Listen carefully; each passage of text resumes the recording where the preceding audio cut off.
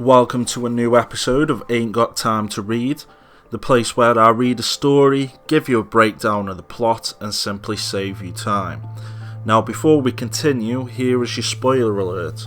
If you have not read the story I'm about to discuss and you do plan to read it, then you may want to avoid this video or watch it at a later date. So that being said, let's dig into the plot of today's story. The story starts in 1987 with news reports talking about the death of Al Simmons.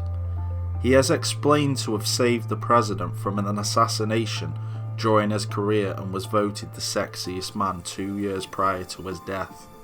They also discuss the relationship of his best friend and also start rumours that his friend may have a closer relationship with Al Simmons' widowed wife Wanda. 5 years later, Al Simmons briefly remembers his life and remembers making a deal with a creature in the hope of one day seeing a woman that he loved. He begins to remember the woman but cannot remember her name.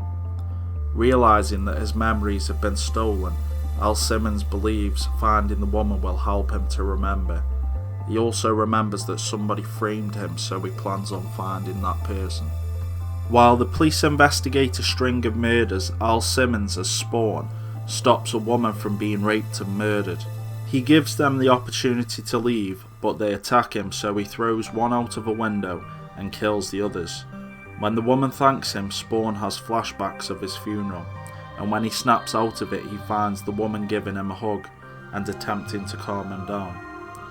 While attempting to remember his wife, Simmons takes off his mask and realises that he is horribly scarred. Spawn finds himself drawn to a particular church, and trying to remember his past, he notices a clown waving to him, but the clown disappears before Spawn can see who he is. Soon after, a security man and his mafia boss are horribly murdered by the Violator. Spawn begins to remember his old boss Jason Wynn, and begins to remember that they both began to fall out over government cover-ups before Spawn had died. The Violator continues his killing spree and gets bored, so he takes on his clown form and pays Spawn a visit. He tells Simmons that he is a hellspawn, and then starts to tell Spawn that he could rip Spawn's spine out, amongst other ways of defeating him. Spawn is unimpressed and walks away, telling the Violator that he has no time for this. Spawn pays a man named Billy a visit and roots through his files while Billy leers over his secretary. Spawn threatens him and tells him that if he continues to sexually harass the woman, he will come back and kill him. Spawn struggles to take on human form and can only take on the form of a white blonde male. He pays his wife Wanda a visit and faints when he realises that she has a child. He is also surprised to find that his friend Terry is married to Wanda and the father of her child. He is at least relieved to find that his dog remembers him and takes a liking to him. Spawn leaves without revealing to them who he is. The Violator approaches Spawn and transforms into his true form and attacks Spawn and rips out his heart. Believing it to be an easy fight, he is surprised to see Spawn get up and prepare to fight him. Spawn picks up his heart and puts it back into his chest and heals it. Spawn and the Violator fight each other to the point where they start to chop off each other's limbs.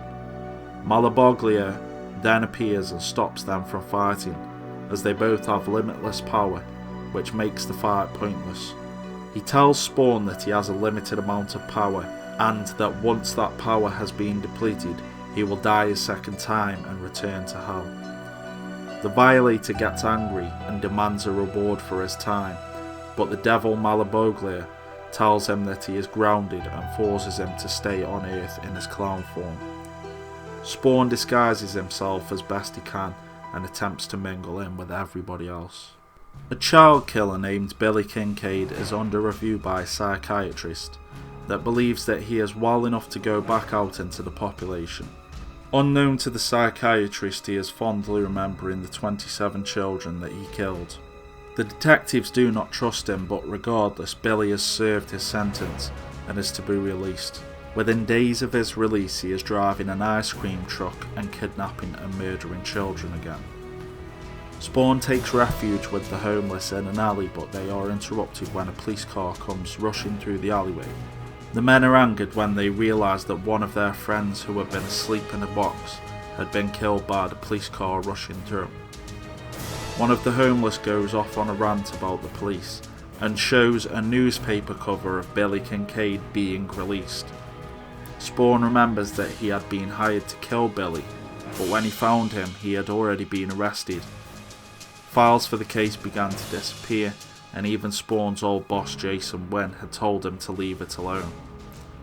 Spawn sees this as an opportunity to find Billy and put something from his past right. Two police detectives notice Spawn entering Billy Kincaid's house and believe that he is working with Billy. Billy hears Spawn enter the property and goes searching for him, only to end up shocked when he finds Spawn. The police believe they have plenty of evidence to put Billy Kincaid away for life, but need to find him first. Sam Burke finds Billy Kincaid murdered and chained up in his office. Thank you for watching, and if you liked the video please like and subscribe, and I will see you with the next video.